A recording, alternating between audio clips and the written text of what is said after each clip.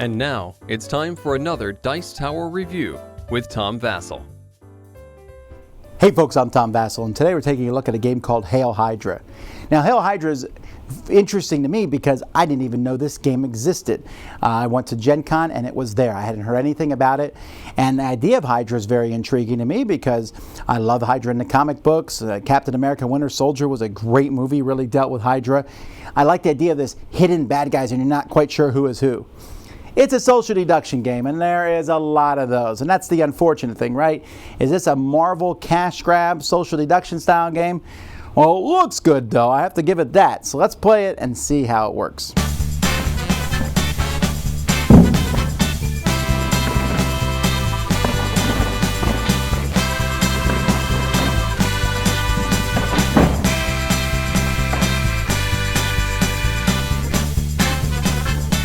At the beginning of the game, each player is going to pick a hero. I might want to be Iron Man or Daredevil or Black Widow. So you're going to pick one of these heroes that you're going to be. That hero has a special ability that you'll use once per round. Each player is also going to get a loyalty disc. Now, there's going to be a certain number of loyalty discs depending on how many players are in the game, and many of those discs are going to say SHIELD, and some are going to say Hydra. There's always more SHIELD agents than there are Hydra agents, but you're not sure, you're not allowed to show it to anyone, that's just your secret loyalty. Players are also going to have a starting hand of cards that are going to be showing bad cards that are negative numbers that go from -2 to -5, or positive cards that go from +1 to +4. So players will be taking those off the draw pile in the middle. And then you'll start the first round by revealing the big bad villain here. There's a bunch of level 1 villains. This one that we're fighting happens to be Crossbones. It needs 4 health to take him out, and if we don't, he's going to do 5 damage. Also, he reveals the top 2 attack cards from the draw pile and puts them in the center. They'll be included in the team's attack this offensive. Great. So the way each round goes is at the beginning of the round, whoever the first player, whoever has this token is they're going to pass it, but it gets passed to a new player. Then that player is going to discard their whole hand. Doesn't matter how many cards they have, they discard it, and they draw up to 6. Everyone else will then get 1 card. So you got to be careful. You only have so many cards to play before your first player again. You'll get 1 every round, but you might have to play that one. Everyone must contribute 1 card to the middle. You can contribute up to 3, so you put them all together, you'll mix them up. And in the case of Crossbones, add 2 more here from the top of the deck randomly. You'll shuffle them up so you don't know who played what cards, and then you'll reveal them. So we have 2, 6, 8, 11, -4 is 7, 9, 11, 12, 13, -7 is 6. So he's going to take 6 damage, which totally knocks him out. If we hadn't knocked him out, then the city would have taken 5 damage. By the way, this city token starts at a different spot depending on the number of players, and if it ever gets a 0, then Hydra wins. Once he's knocked out, we're going to have a new villain. This one happens to be the Abomination. Harder to hit, and has other special abilities. But before we do that, we can decide to knock out another player in the game. So we might decide to, at this point, we're all going to be arguing back and forth. Who are we going to knock out? I'm going to knock out this person, knock out that person. And you have 2 minutes to do this, and then everyone will vote by pointing at someone else. Whoever has the most fingers pointed at them is knocked out of a round. That person can give 1 or 2 cards to another player over the course of the fighting the next creature. And that will continue. It depends on how many rounds it takes to take this guy out. And that's pretty much all they can do. But they have to give cards to somebody, and they cannot be random cards. And after you beat Abomination, then you're going to knock out 2 people for the next round, and then 3 people before you get to the final villain, who is always going to be the Red Skull, at least in the base game. So you're always going to have different villains, 1 level 1, 2 level 2s, and a level 3 that you'll fight. So here you can see these are the different people, and you can see they get harder to fight as time goes by. At any point, a player can say Hail Hydra, turn their card over, and show. Also in the back here it tells you how you should use your special ability. Each person has a special ability. But once you announce Hail Hydra, everyone knows who you are. You'll do a little bit of damage to the city, and then you don't play as much. You can play, but your cards go face up. You go first. It depends on whether you were knocked out of the mission or not before that. So that's pretty much how you play. You're going to keep going until the city's destroyed, in which case Hydra wins, or until you've beaten the Red Skull, in which case the good guys win.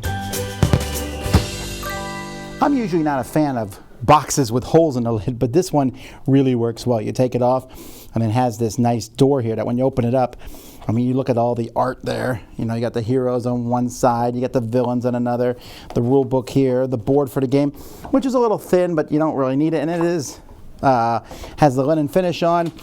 Here's this. It just explains all the different characters or the full rules of the game. And then inside here, and again, folks, man, there's like a linen finish even on the insert. We got the nice metal piece here for the town. This chip itself, nice big plastic chip. These are really cool, easy to move around. They look good. It's really your shield or your Hydra. You know, I love how these feel. The little cards themselves are just very, very clear. They're going to be plus or minus, different colors, but they're very easy to tell apart. They're great. You might want to sleeve them. I'm not sure, you know, how many times I'm going to go through these. The only thing I'm not thrilled about are these heart tokens. I'd rather have like some actual heart tokens. I'll replace those. And then the heroes, these are great. I love the artwork. I love the linen finish. I love the groupings of people they pick. Spider-Gwen is awesome.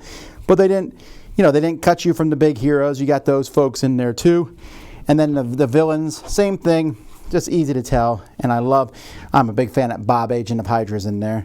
Just a lot of really cool guys, and the artwork is just phenomenal. It all looks fantastic. I love how this game is. It's a fantastic production, really is. Oh my goodness, guys, I have to say this. I see a lot of social deduction games, and I'm getting them all the time, and they're like, this is the next big social deduction game. This is 2.0 social deduction, blah, blah, blah. And many of them are good. Some of them are much better than others. Some are okay. This one, fantastic. I mean, this one is in the running. It's not there yet, but it's in the running for my favorite social deduction game, period. Now, you say, Tom, you love Marvel. Great.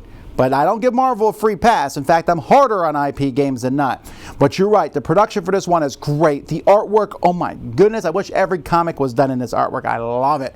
It's stylized. Everything looks great. But the game itself is not that complex, right?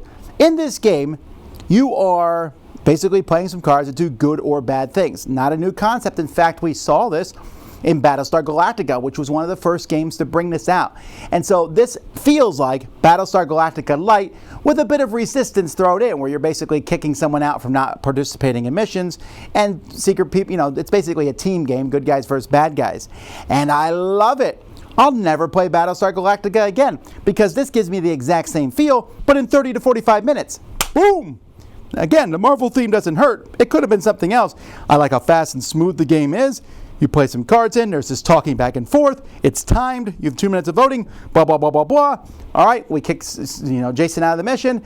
Jason insists it's not him. He passes cards to someone. We all watch. Who did he pass cards to? Did that person play cards? What does that person say about the cards that he passed them?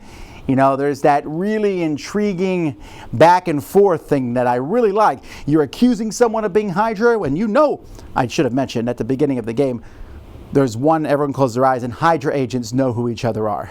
That's kind of important to know. But the Hydra agents know, but I might accuse someone else of being a Hydra agent, and they are, but then people are not sure if we're on the same team or not. When do you use your special ability, which could be pretty handy? Let's take a look at some of the special abilities here. So Iron Man, if the villain has 2 or less health after attack's complete, we knock him out or do 2 more damage.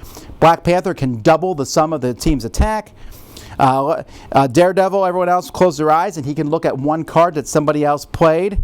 Captain America one time can vote with 2 hands instead of 1 when he's pointing fingers. Nick Fury, everyone must play exactly 1 card in a round. And these powers can also help Hydra if you play them at the right time. Really cool concept. I am so pumped about this. It's simple. I'm adding it to my collection instantly. I will pick this over Resistance right now. I will pick it over One Night Ultimate Werewolf, over all those games. Again, I like Marvel a lot, but this game supersedes that. I wasn't expecting it, and you know, from Spin Master, I just wasn't expecting a game like this. But I'm really glad it came out, really glad I found it. Definitely one of my favorite fun moments have been playing this game in the past month, easily. Get it. Dice Tower Judgment, amazing.